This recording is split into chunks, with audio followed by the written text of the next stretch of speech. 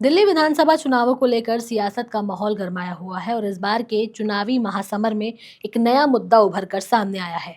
अरविंद केजरीवाल की आम आदमी पार्टी के लिए इस बार की चुनौती कुछ अलग और कठिन हो सकती है, क्योंकि भारतीय जनता पार्टी ने उनके मजबूत पूर्वांचली वोट बैंक में सेंध लगाना शुरू कर दिया है।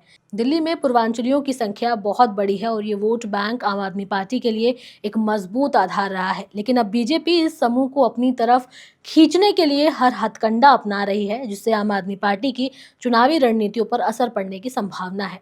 इस वीडियो में हम आपको और जानकारी देंगे, बताएंगे सब कुछ, लेकिन उससे पहले आप हमारे चैनल द हिंदी टॉप को सब्सक्राइब करें, बेल आइकन दबाना ना भूलें, ताकि आप तक पहुंचे हमारी हर खबर सबसे पहले। दिल्ली में रहने वाले पूर्वांचली वोटरों की संख्या लगभग 1/3 है और ये संख्या खासकर उत्तर पूर्वी दिल्ली, साउथ दिल्ली और वेस्ट दिल्ली में ज्यादा है। इस वर्ग में बिहार, उत्तर प्रदेश, झारखंड और अन्य पूर्वांचल राज्यों से आए लोग शामिल हैं। पहले आम आदमी पार्टी ने इस वोट बैंक को एक मजबूत आधार बनाया, क्योंकि केजरीवाल सरकार ने दिल्ली में अलग अलग योजनाओं के जरिए इस समुदाय को लुभाया। आम आदमी पार्टी की सरकार ने दिल्ली में शिक्षा, स्वास्थ्य और बिजली पानी की सुविधाओं में सुधार कर इस समुदाय के बीच अपनी पकड़ मजबूत की। इसके अलावा उन्होंने राजीव गांधी जमानत योजना जैसी योजनाओं के जरिए पूर्वांचली लोगों के बीच अपनी छवि को और भी बेहतर बनाया। यही वजह है कि 2020 के विधानसभा चुनावों में आम आदमी पार्टी को भारी बहुमत मिले और खास तौर पर पूर्वांचलियों ने उनका खूब साथ दिया और समर्थन दिया। अब दिल्ली चुनाव 2025 में बीजेपी ने पूर्वांचलियों के बीच अपनी पैठ बनाने के लिए एक नई रणनीति अपनानी शुरू कर दी है। भाजपा के लिए ये समूह एक वोट बैंक है और पार्टी ने इस समूह को अपनी तरफ खींचने के लिए कदम उठाए हैं। पार्टी ने दिल्ली के कई प्रमुख नेताओं, जिनमें पूर्वांचल से जुड़े नेता शामिल हैं, इस वर्ग को लुभाने के लिए सक्रिय भूमिका निभाई है। भारतीय जनता पार्टी ने पूर्वांचलियों के बीच अपनी नीतियों और योजनाओं को प्रचारित करने के लिए जोर दिया है। प्रधानमंत्री नरेंद्र मोदी के नेतृत्व में केंद्र सरकार ने बिहार, उत्तर प्रदेश और अन्य पूर्वांचल राज्यों के विकास के लिए कई योजनाओं की शुरुआत की है।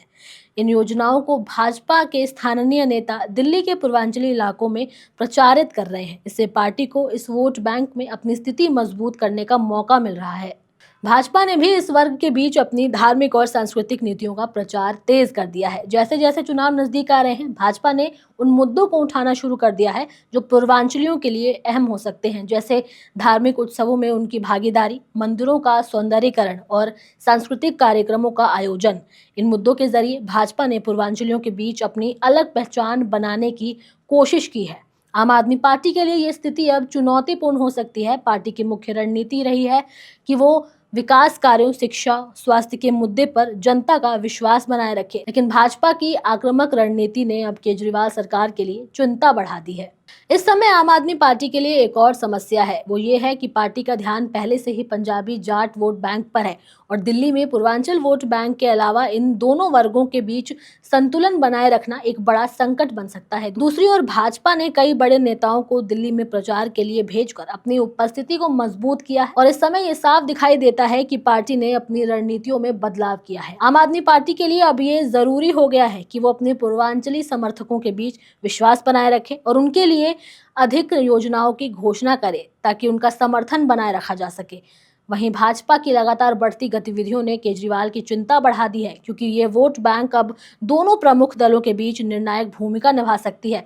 दिल्ली में पूर्वांचलियों का वोट बैंक न केवल संख्यात्मक रूप से महत्वपूर्ण है, बल्कि राजनीतिक दृष्टि से भी प्रभावशाली है। इस वर्ग का समर्थन हासिल करना किसी भी पार्टी के लिए एक बड़ी चुनौती बन सकता है, क्योंकि ये वोट बैंक हर चुनाव में अपनी ताकत का एहसास कराता है। भाजपा और आम आदमी पार्टी दोनों ही पार्टियों के लिए ये वोट बैंक एक निर्णायक भूमिका अदा कर सकता है। आम आदमी पार्टी ने अपने पूर्वांचली समर्थकों को खो दिया है, तो उनका चुनाव जीतने का समीकरण जटिल हो सकता है। वहीं अगर भाजपा इस वोट बैंक में सेंध लगाने में सफल हो जाती है, तो ये उसे दिल्ली में सत्ता में वापसी के करीब ला सकता है।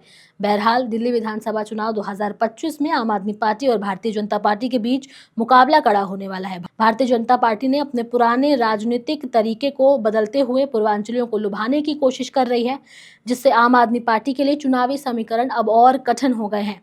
ये साफ है कि आने वाले महीनों में ये वोट बैंक चुनावी परिणामों पर गहरा असर डालने वाले हैं और दोनों ही पार्टियां इस पर अपना कब्जा जमाने के लिए हर संभव प्रयास करेंगी। अब आपकी इस पर क्या राय है, आप हमें कमेंट सेक्शन में जरूर बताएं। हमारे चैनल द हिंदी टॉप को सब्सक्राइब करें, हमें एक्स यानी ट्विटर, फेसबुक और इंस्टाग्राम पर भी फॉलो करें।